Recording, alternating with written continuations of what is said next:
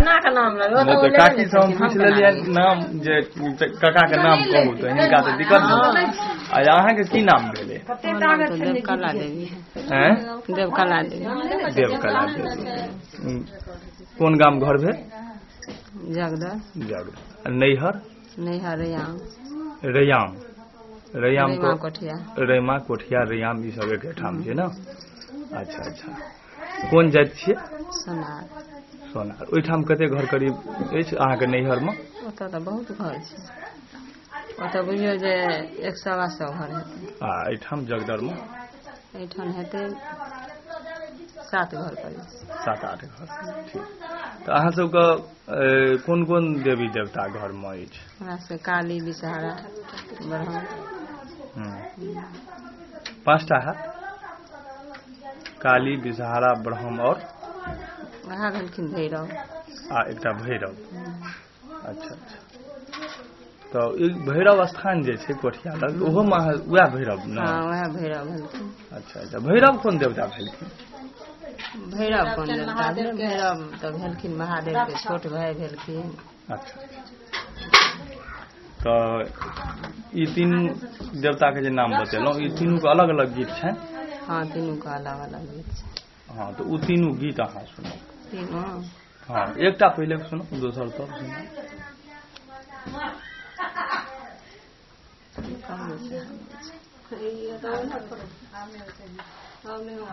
काले सोनो मीनाती अपना से बक बरसाती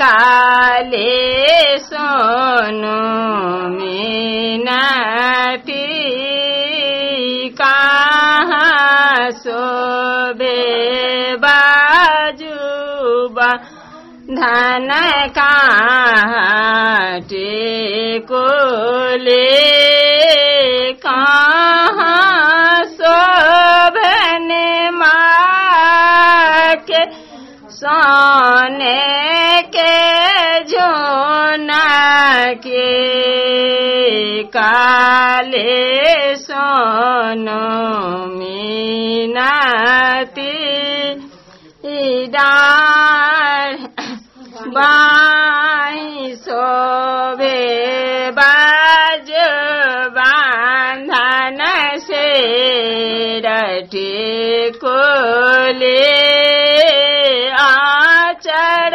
शोभ माँ के सोने के झोना के काले सोनो मीनाते कथे भोजन काली के देवन काथी ओढ़ानी काथी लाए काली माए खुशे राते काले सोनो मीनाते छोड़ा दाहे काले के भो जाना चादर ओढ़ानी पान सुपारी लाए खुशे राते काले सोनो मीनाते। अच्छा ई काली माँ का है। अच्छा दोसर कहियो भैरव का और जे बिषहरो है या बिषहारा का एक एकटा का 5 देवता का सुनो। अब ई जे गीत सब छै तऽ ई गीत सब अहाँ सबके बाद जे नव नव कन्या सब जे आबि रहल छथिन तऽ हुनका सबके ठोर पर नहीं रहतनि ई गीत तऽ ई तऽ बुझू जे लिखल जे जब तक नहीं रहते किताब में तो वो पढ़थिन केना। तऽ ताहि दुआरे ई सब जरूरी छै। आ से गाउ एकटा और सब लाइन आबि जबाक चाही। राम छटिया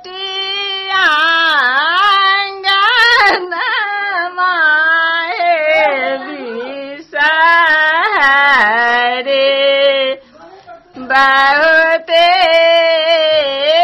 पासार राम छटिया गाना माहे बिसरे बहुते पासार राम ताहि तार पाँच बहिने झो मारे खेलाई राम झो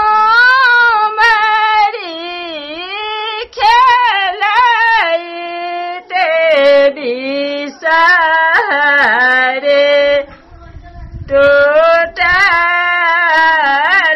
गिरमलहार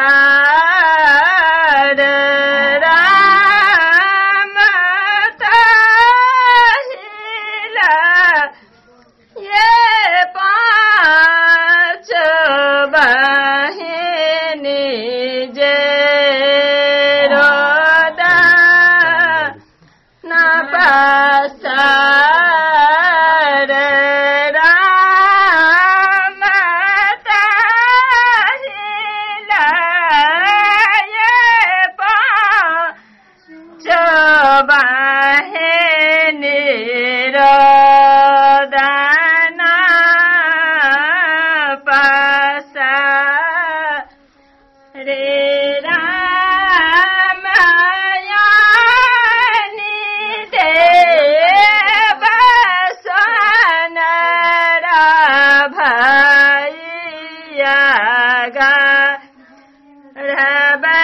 बगेर मलहार रामया अनि देव पटब भैया गाथ बगे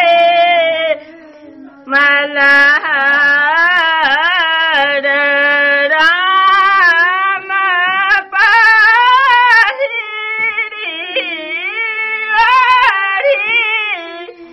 ये बिसरे गाबर भेली ठार राम सरज के जोत माए मालिन के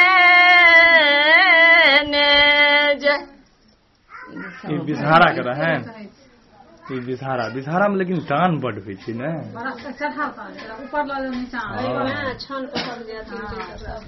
छन पढ़क मतलब गीत गावे जे छै से तरह गीत छै ने बड़ भीड़ पड़ै छै गीत में। हां हां ऊपर नीचा करऽ पड़ै छै ने त दमो ऊपर नीचा होइ छै कखनो कम तान भेला कखनो खूब जोर से टपा हां हां हां अच्छा तो ई एकटा बिसहारा एकटा काली के भेल। हां